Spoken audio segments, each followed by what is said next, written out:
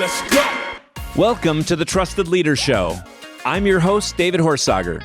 Join me as I sit down with influential leaders from around the world to discuss why leaders and organizations fail, top tactics for high performance, and how you can become an even more trusted leader.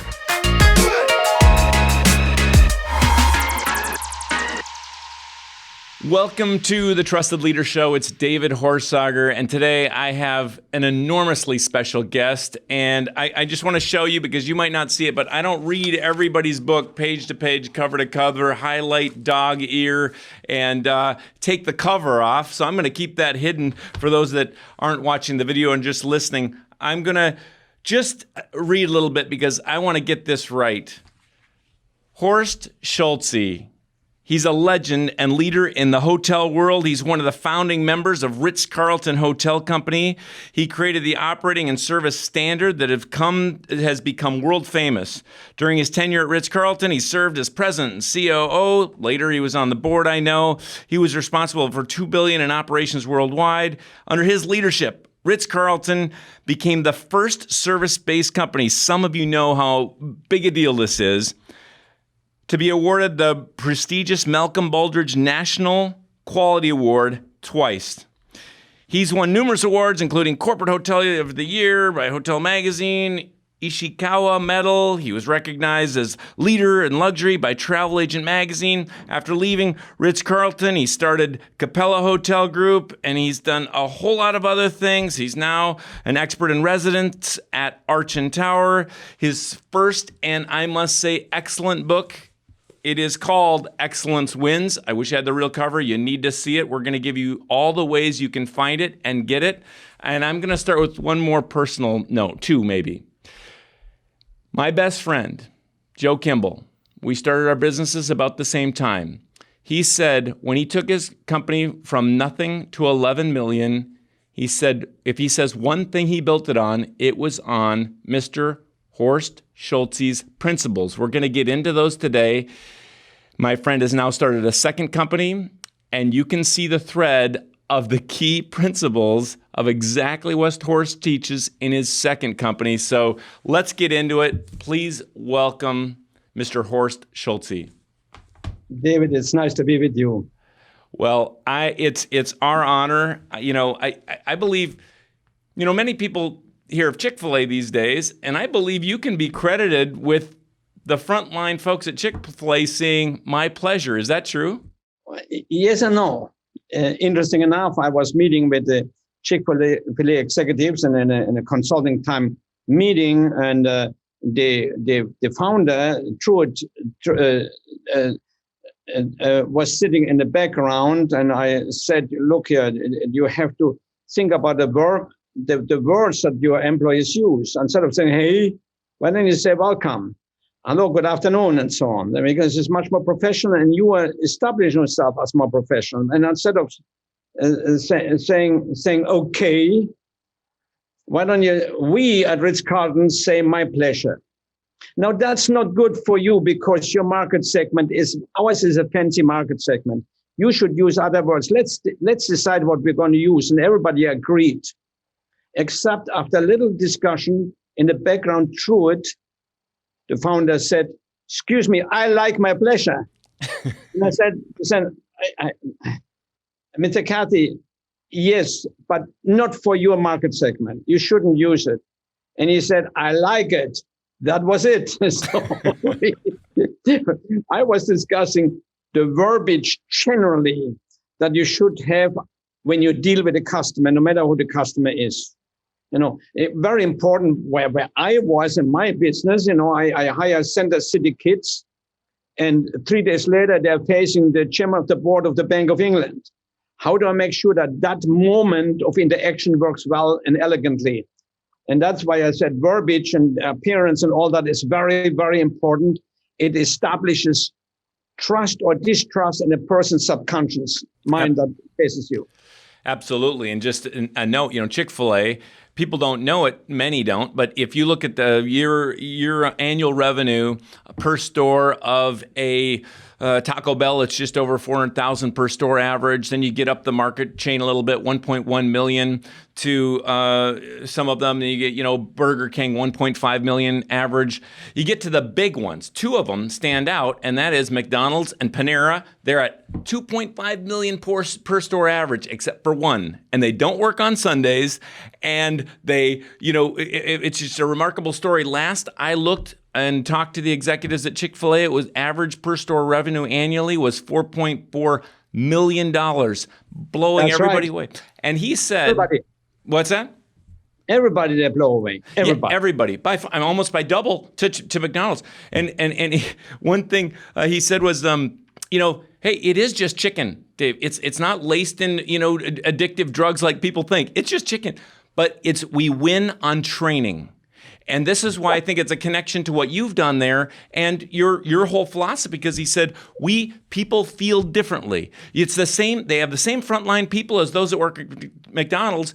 They don't just come out of the womb saying, my pleasure, we train them. Well, listen, but by the way, there was an argument I had with some of the store managers, their own part owners and managers, they said, well, I talked about hospitality with them and what it means, a welcoming hospitality. They said, well, you don't understand. Most of our business is drive-through, and you cannot give hospitality there. Well, why not? It's only seconds. And then we had an argument. So finally I said, let me work the takeout window. So I worked it for a day. And it's easy. It's easy to give hospitality to everybody. In the hospitality part, in any business is essential, because here it is. David, you or anybody listening here, you're in your office when there's some other guys around and say, let's go for lunch. Where do you go for lunch? Where the food is good, it's not true. You're going to go where you felt good. That includes the food, but it includes the hello, the surrounding, the cleanliness, the speed, all the pieces that make up hospitality is included there. And so the food itself, it's not true. It's only a part. Absolutely. So hospitality is very important. That moment of saying hello, that moment of creating an opinion in the customer and so on is essential. In fact, I heard someone say when they were asking, let's not to step on Chick-fil-A again or talk about them, but they said, well, the reason I go there is because I feel differently. It's clean, it's this and that. But I think it was Maya Angelou who famously said, basically, nobody cares what you said. They don't care what you did. They just care. They remember how you made them feel. And let me tell you, as someone who speaks or has, until the pandemic, flown about 200 flights a year and speak at about 100 conferences around the world, I know what I'm going to get when I get to step into a Ritz Carlton. And so I trust the brand. I trust how I'm going to feel. I'm going to, one mention, so I at one time in my life, I lost about a decade ago, 52 pounds in 5.5 months. It changed my workout scheme. It changed how I eat. So I was speaking at a big conference at a Ritz Carlton, and afterwards in the evening, I went down to the front desk on my way up to my room, and I just said, where was the workout facility again? And I just arrived right before I spoke, and I was going to go up to my room and go work out because I was committed to working out no matter what time it was. I suppose it was after the event and signing books and all these things. And the gentleman said, the workout facility is closed, but I would be happy to open it for you, Mr. Horsager. What time can I meet you there? And I went up, got my, workout clothes on, and I don't know, 11 or so at night, he opened at the Ritz Carlton, the workout center, just for me to get my workout in. Well, at the moment when I meet a customer, service starts. Service is not about you. Service is about the other. Is doing the best for the other person. It's not about you anymore. In that moment, it's about the customer. And you should move heaven and earth to make sure the customer is happy. That's our job. I mean, let's face it, in hotel business, that's all we do. We don't build anything. I mean, if you have a shoe store, that's also all you do because you don't make shoes. In fact, that is called hospitality. But somehow you do it differently. So let's get into that, because you created something totally different than everybody else. And I want to remind everyone, and everybody will see it in the show notes, trustedleadershow.com, but excellence wins. If you weren't just listening and you were actually watching this, you would see I have this book dog-eared and outlined, and as you know, I read a lot, but not always like this. And so I want to just touch on a few key ideas here. You talk about 3 universals. Tell us about those. Well, the expectation of the customer, I guess that's what we talk about. Yeah, yes, it's a universal. The market, you can look at the market over there. What is a market or potential market? And there are 2 or 3 things for sure they want. So you better have processes and systems on measurements if you deliver it. And that's a subconscious expectation, like what you have, anybody has. You want the product to be defect-free. I always use an example of a bottle of water. If you buy a bottle of water, you don't want anything to swim in there. You expect subconsciously that it is defect-free. Number 2, very important, by the way, and you have to underline it 10 times, is timeliness. Everything today is very important that your timely responses, that you want that bottle of water when you want it. And you want an immediate answer to your email, etc., timeliness. So no defect, timeliness. And number 3, what you want the people that give it to you, the bottle of water or whatever it is, to be nice to you, to care for you. Now, here's the crazy thing. And why businesses don't get that. The greatest driver of eventual satisfaction, eventual loyalty is the caring piece, which means you have to process and make sure that there's excellence in relationship between your employees, between you and those that buy from you. The product is not creating loyalty. Loyalty is nothing but trust. They trust you. There are 3 types of customer. Very fast, there's the one that distrust you, who are terrorists against your company. Now they go on social media, whatever, destroy you. Then they're the loyal, then they're the satisfied one. They go next door if they think there's a better deal. And then there's the one that are loyal to you. Why are they loyal? They're trusting you. And trust is not created with a product. It's created with the relationship moment. Only the relationship. You say this in the book, page 77, I highlighted it. Every relationship in life starts out with distrust. That's correct. The moment when I meet you, I don't know who you are. I'm not going to trust you with anything. And of course, it moves right away to neutral. It depends on the subconscious decision that I make about you. That depends on how we say hello and how my thinking is, how you look and so on. We can't help that. Now, society tells you other BS and tells you should be look. It is ridiculous. The fact is, we're human beings. That's how we react. We react. Distrust. It moves to neutral. And in business or in relationship, you try to move it as fast as possible to trust. And that depends on your behavior, on how you think. It's that simple. If you don't mind for a moment. Please. That's part of human excellence. Human excellence is number 1, if you do your very best in your functions that you fulfill in life. Number 2, do your very best in relationship. And of course, number 3, do your very best morally. If I put those things together, but it's the relationship piece, that piece, which creates opinion in others about you or your organization. Number 3, you talk about morally, and it seems like we have some challenges in our world today. And I think it's interesting, even in the book, you talked about the Benedictine model that you went by of treating everyone as if they were Christ, welcoming them this way. Tell me about that. Yeah, well, Benedict, and you understand Benedict from the monasteries in Europe, and the monasteries were used as shelters when you travel through the land. And he wrote to his abbeys in 500.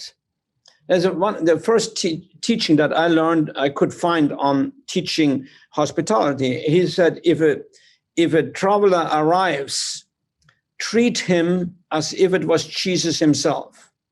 In fact, if you're the Abbey, you should wash his feet. And in fact, if you're the Abbey and the traveler is by himself, and you're on a fast, break the fast and have dinner with them so he's not by himself. Now, and if that is hospitality, how close can I come to that today? So I have to question myself that. If that yeah, how does that play out in a Ritz Carlton or your work today? Well, my work today, by the way, after Ritz Carlton, I formed a group called Capella, which I sold a little bit over a year ago, which Capella Hotel in Bali was just voted the best hotel in the world. So the philosophy works everywhere, and it worked in 5 continents, in Ritz Carlton, 5 continents. Everywhere we were, when I was running the company, we were the leader, absolute leader. And how does it work out? The same way, you come as close as possible. You make sure that your greeting is exceptional, because it is in that initial contact where the customer makes a decision about you subconsciously. Now, he or she may change that decision going forward, but there's a pretty deep decision being made in the initial contact. So we taught, for example, no matter what you're doing, if a customer comes within 9 feet, 3 meters, you look up, you stand up, you look him in the eye and say, good afternoon, welcome, or good morning, whatever. So you establish this positive in their mind immediately, which makes them feel respected, and they make them feel about that you are a professional in what you're doing in your service world. So very important moments, and always say, and instead of saying, okay, when a guest wants something, say, I'm happy to do that. It's my pleasure, etc. So we had about 20 points which we taught, which were non-negotiable, that had to happen, any customer interaction, and they had to happen superior to anybody else who is in the business. That's we taught. We keep on teaching that, reminding them every day of it. I love that, because, one of the pillars of trust is consistency. If you're late all the time, I'll trust you to be late. If you speak, it's the only way to build a reputation or brand is consistency. And I know you teach those every single day. But what about, I've got a complainer and I've got someone whining, and you have a whole process for how you deal with a complaint. How do you do it? Well, we call that problem resolution. In fact, every employee was certified in problem resolution, because again, there are 3 types of customer. Remember that: the terrorist, the satisfied, and the ambassador. Your ambassador customer, and I want them to all be ambassadors. Now, if the customer has a problem, there is a potential terrorist. So in that moment, we taught our employees, if the guest has a complaint, to first of all, to follow 5 steps, if you will. Number 1, listen very careful. Listen, attentive. Number 2, empathize. Number 3, apologize. Number 4, make corrections when necessary. Number 4, delight. With that, we meant if you have a complaint about something, and to the busboy in the morning, hypothetically, that the busboy afterwards said, I feel so bad about it, I'll buy your breakfast. Now, the key element in the apology is forgive me, not forgive them. Because we know that over 96% of customers that have a concern and complaint, they don't want anything. They just want to get rid of their frustration. So we have to show that we take it. Empathize, forgive me, I'm so sorry. I make sure it will be corrected. Yes, but not say, well, they do it all done and them. I have nothing to do with the TV in your room. I'm a busboy. No. And why wouldn't all your employees be taught that way? Because you don't want a customer running into a situation where when we said, well, I tell them, it happens all the time, and you make him a terrorist. Instead, if the busboy says, please forgive me, here, he moves immediately to being an ambassador. He's amazed. And you give leeway for everybody. It's trained every day, by the way. Every single day, these 24 principles are trained so people hear them every day. And people and one noteworthy piece was when you said you give everybody up to $2,000 to decide themselves how they can take care of somebody, and all of a sudden you've got the whole team buying metal detectors and finding a wedding ring, right? That's right. Well, I have to laugh every time this subject comes up, because you have to understand, David, that sounds like a story today. At the time when I said every employee has to write up to $2,000, it was a nuclear bomb went off. The investors, everybody declared me insane. They want to put me in an asylum. I mean, you want boss boys to give $2,000 away, everybody, the doorman. No. I want them to keep the customer. I want to tell them. I want to tell each employee, I trust you with that decision. Hey, it's Ann with the Trust Edge team here. As you know, we are passionate about helping you and your team perform at your best. And that's why David wrote his new book, Trusted Leader. This true-to-life parable follows the story of a CEO who uncovers the root issue threatening his organization's success. And in the back half of the book, David provides a roadmap for even how to solve those root issues. Get Trusted Leader for your team, your organization, or even just for yourself at trustedleaderbook.com. So this gets well to your 4 supreme objectives. And this changed the way I thought about business, because number 1 isn't get customers. Number 1 is what you talked about right there, and that is keep customers. Tell me about tell our audience about these 4 supreme objectives. Just think about, if you run an organization, what are the 4 principal things that you have to work processes behind and organize and measure and so on? For me, absolute number 1, and it cannot be encroached on by 2, 3, and 4. Absolute number 1 is keep the customers that you have. And that, of course, was one decision that we made. Okay, we make sure we keep them. And particularly today, you business people, you must understand that today a dissatisfied customer can go out and destroy you on the internet and social media. So number 1, keep the customer. And every employee should be aligned to that. That's called alignment.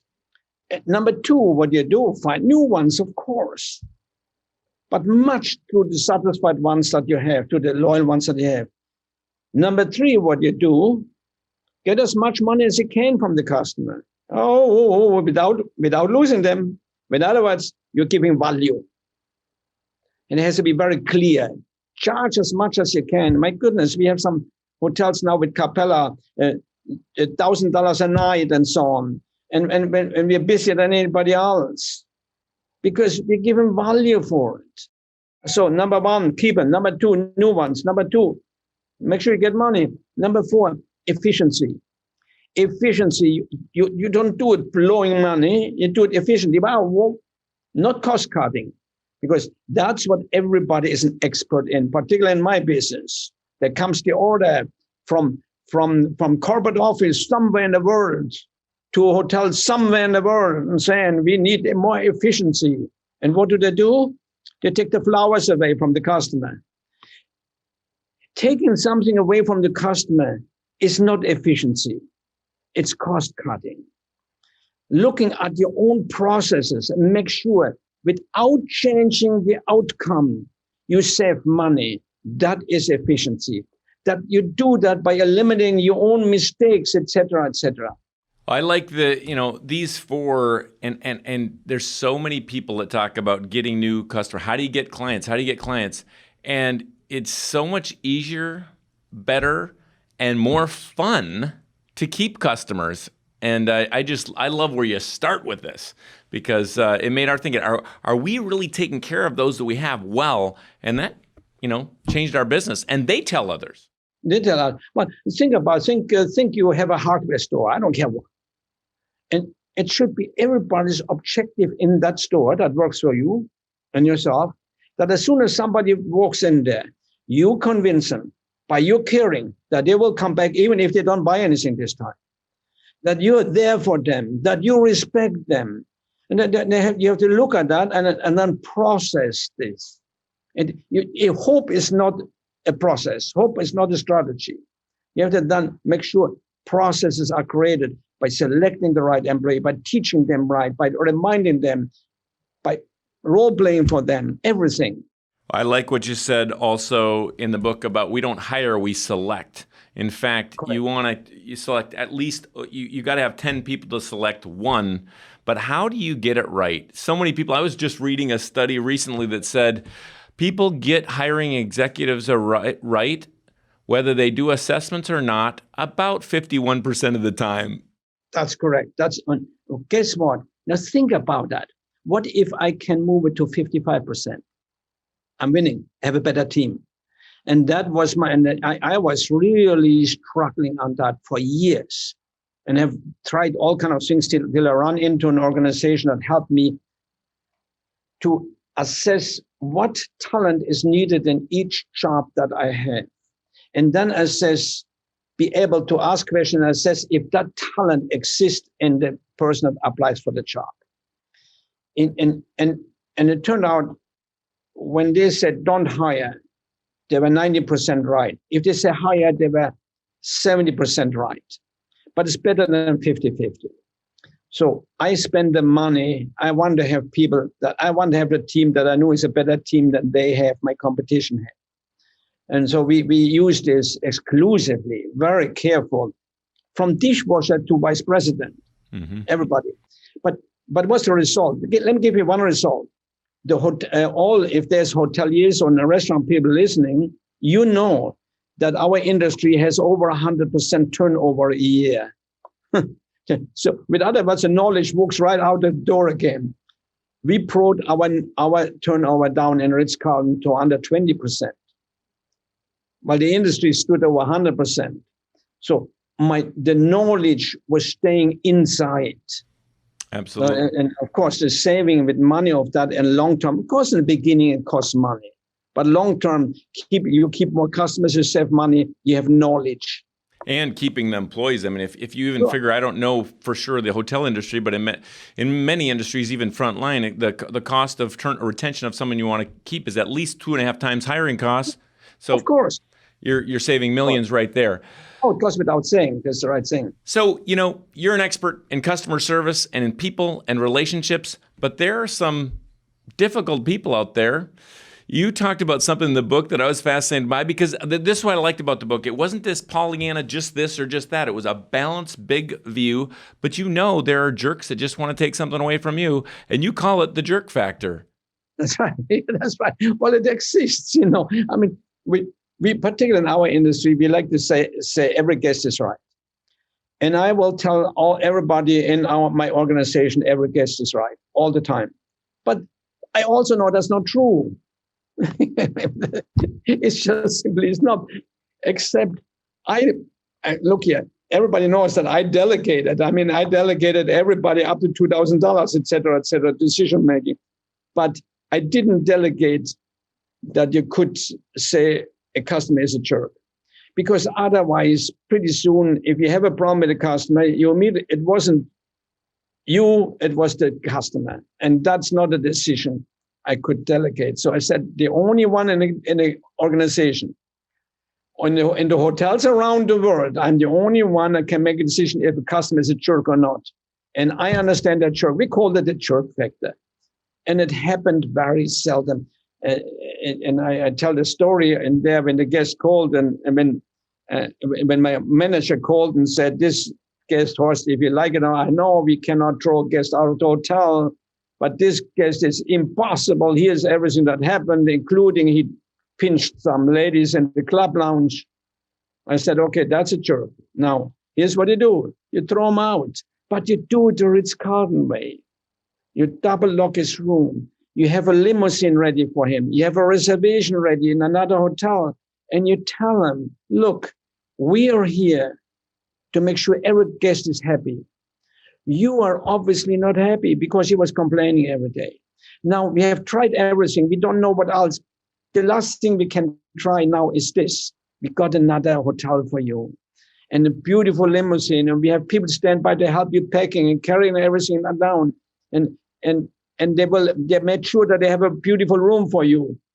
So you're gone. and of course, I knew he would find me. That's clear. They find you. And when I answered the telephone, there was somebody screaming, "I will own you and sue you." I know that was Mr. Jones. And I said, "Mr. Jones, when you sue me, I will be in the courtroom with the ladies that you pinched." All right, so you go right ahead. He didn't sue. He showed up again in another hotel of ours. Fascinating. And the same thing happened. Same thing. And he got another hotel ride, another limo ride out of it. Another limo. Well, here's something interesting. You know, we talk all the time about how do you build trust in crisis? How do you build trust in the midst of change? And one really important thing, even before, these certain social unrest, certain pandemic and all these things we've talked about, it's how you do it. Many people complain about change. Change is going to happen, but how we deal with people, how we deal with it matters. I watched a big company, we would all know, that basically the way they laid off 1,000 people ruined their trust for a decade. And I watched another CEO, friend of mine here, you would also know that brand, and in the midst of the pandemic laid off 2,000 people and kept trust with them and the brand and his leadership because of the way he did it. So I think the big takeaway here is how we do it matters in how we keep or build trust in the midst of change. Change is going to keep happening. Well, in difficult circumstances, what is strange to understand, people all of a sudden change their vision and their values. That means they never really existed.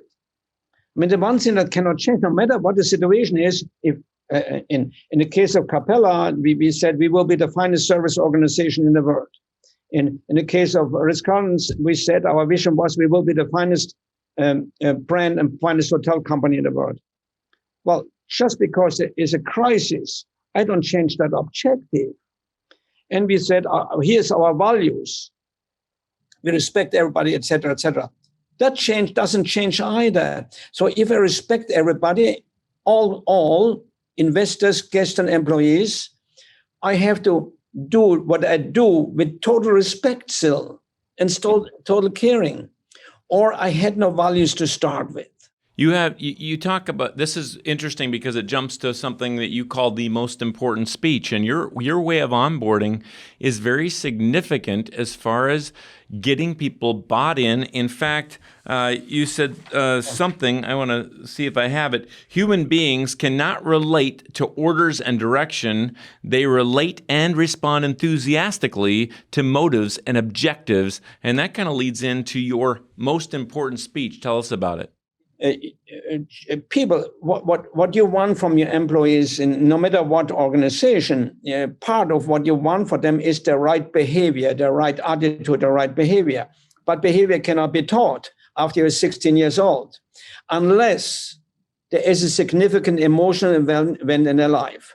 And the first day of work is a significant emotional event. And what do? They arrive, we let them fill out some papers, and then the manager makes this pathetic speech of being a team. We're a team here. Oh, wait a minute. Without giving an objective. Or because a family. Or family. Yeah. Oh, we're family. Yeah. And so, what is a team? A team is a group of people who have a common objective and help each other toward that objective. But we don't give them the objective. After all, they're only here to fulfill a function. That was the first mistake. We should hire them to become part of us and not just fulfill a function. So the employee come in and then after making our speech, we say, the new waiter, Bill, work with Joe over here. He knows the ropes. The rope speech. I mean, it's so pathetic, everything. I mean, you're not in a rope business. So instead of telling them the first day who you are, join me in what we do. Join me in the dreams. And here is the dream that we have. I'm giving them purpose. Because even Aristotle said, people to do well in life need purpose and belonging. So why wouldn't I give it the first day? Give them the purpose. Tell them why. Tell them how our desire, our purpose, our dream of becoming known as the finest will benefit everybody. In fact, will define you, the individual employee. And why not explain it all and explain the first day, align them to the thinking of our customer, connected to the thinking and the being of the organization. Now they're part of something rather than just fulfilling the function. I always said, David, the chair in which you're sitting is fulfilling a function, but we're dealing with human beings. We have to recognize that. I love it. I love it. Well, it's time. I want to honor your time. You've been immensely generous, but I've got a few kind of a lightning round here that we go rapid fire through, and then I want to leave you to say anything you really want to. We'll get all the information here in the show notes on the book and where you can hear more about and learn from Horst Schulze, needtolead.com. You can find him on LinkedIn also, but you'll see all that at the show notes, trustedleadershow.com. Here we go. What's your favorite book or resource right now? Right now, I mean, some of the favorite books are, for me, mind you, David, I love to read the thinkers of the world, the ones that make it different from Socrates to Plato to Aristotle to Kant to everybody. The reason why I like to read them is I'm still trying to figure out why they were able to think different than society was thinking at that time. And particularly today, I'm very concerned that people don't think anymore. People respond to influencers like TV or whatever, but they don't think themselves anymore.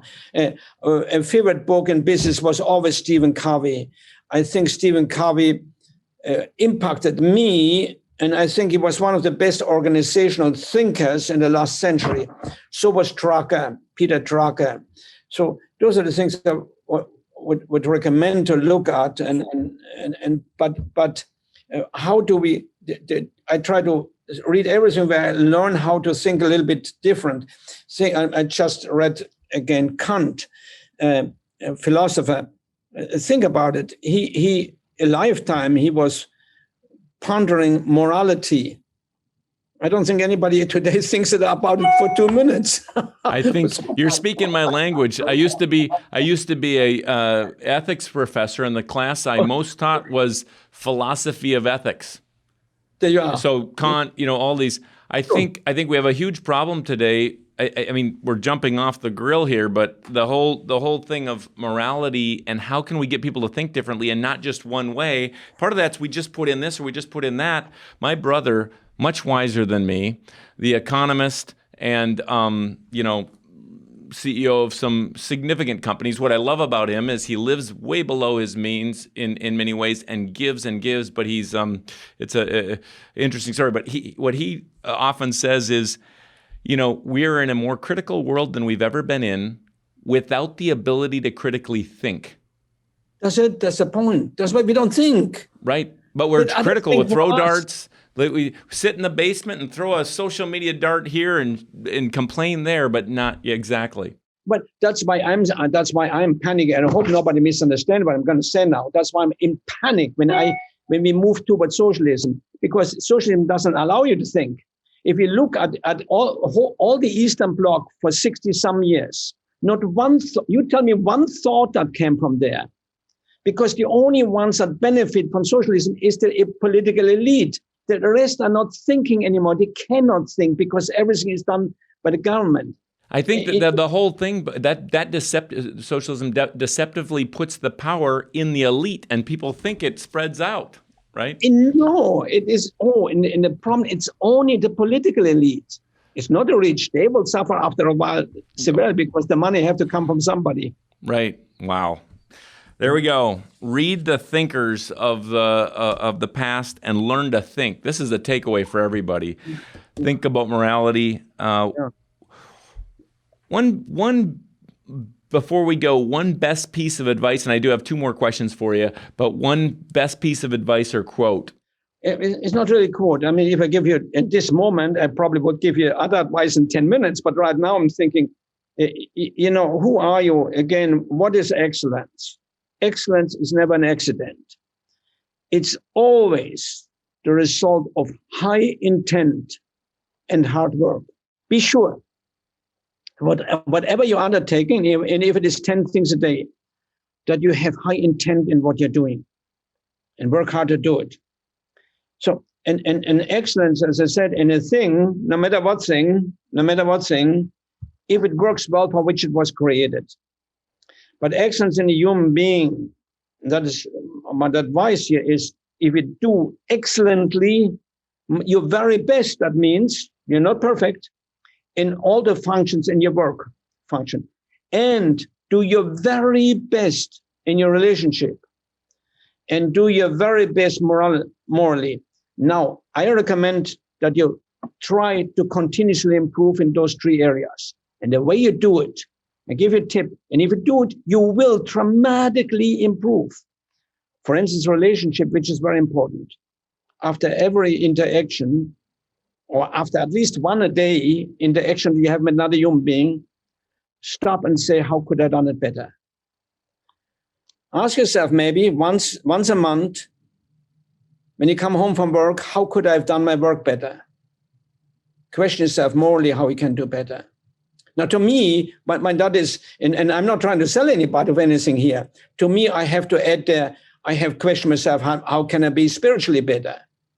But together now, if you work on that, you move yourself in a mode of continuous improvement as a human being.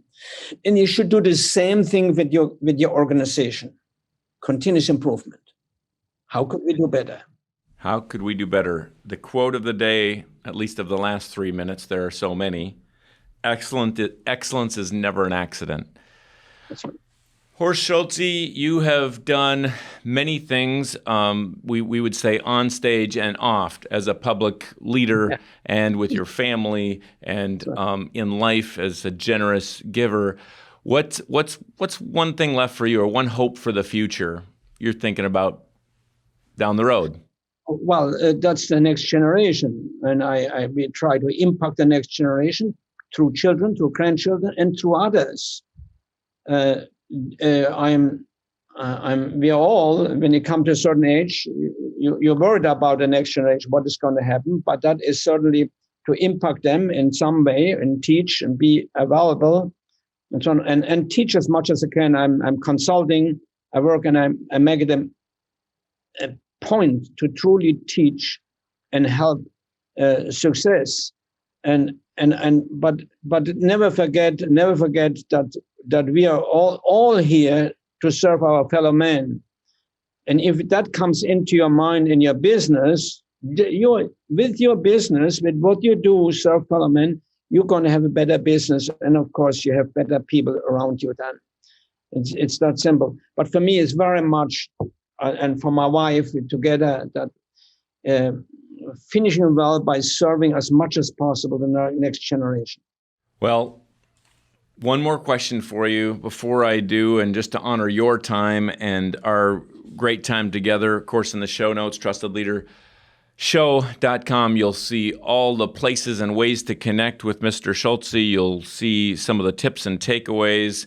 And I just want to genuinely recommend the book Excellence Wins. Some days I almost want to say it's, love wins. It's like it's excellence that really cares about others. That's the excellence you speak of in so many ways. But Mr. Schulze, website, HorstSchulze.com, HorstSchulze, for those listening just on the podcast, although you can get all this everywhere else. Excellence Wins, you can get that everywhere books are sold. NeedToLead.com, you can find some important, valuable content and be licensed in this way of thinking and applying the great work of Mr. Schulze. And of course, you can find him on LinkedIn and other places. But I want to thank you. It's the Trusted Leader Show. Who's a leader that you trust and why? Well, as I look back, there are many right now. Interesting enough, I've just looked at that, and in a moment politically in the world would be Merkel in Germany. And here's why. Steady, not a fast decision, well-served decisions, not erratic. No, I wouldn't vote for her. I would not vote for her. So tell me about that. Well, I think there should be much more aggressive progress in Germany. But you can trust her. You can absolutely trust her when she comes. She doesn't change her mind. If every American leader is met with her because of the pipeline, but she doesn't change her mind. She made a decision, and that's it. Or many other things. She goes after Putin. You can rely about it, and she speaks perfect Russian, and she goes after him and telephone calls and so on. You can trust that she stands her values totally, and that's very, very rare, and particularly in politicians. What should we do in America? What's our way forward? I mean, believe me, this exceptional country, the finest piece of real estate in the world, the finest thinking in creating that piece of real estate into a country. We should stop for a moment in attacking each other, stop and review who we were, and then stop for a moment who we really want to be. Do we really want to be a loser country, which we are trying to somehow be? Listen, if the recipe works, if the recipe creates the finest meal in the world, don't play around with it, buddy, because it may not be the finest anymore. It's amazing. It's amazing. This country is absolutely amazing. And to play games with this is stunning to me. I can only say, are you stupid? Well, we could go on for more. I'm sorry. Please forgive me. Don't be mad with me. We can edit anything out, but we don't need to. This has been fascinating and fabulous. Hey, wake up and don't be stupid. That's our final line, because excellence wins. This has been delightful. I want to say a huge thank you. Thank you for your time. Thank you for all of those listening. Thank you for being a trusted leader. David, I learned something in the podcast that I have done. Some of them hang up and said, gee, that isn't good. Well, it's always the host. You have just first class, and I was delighted to be with you. Well, thank you.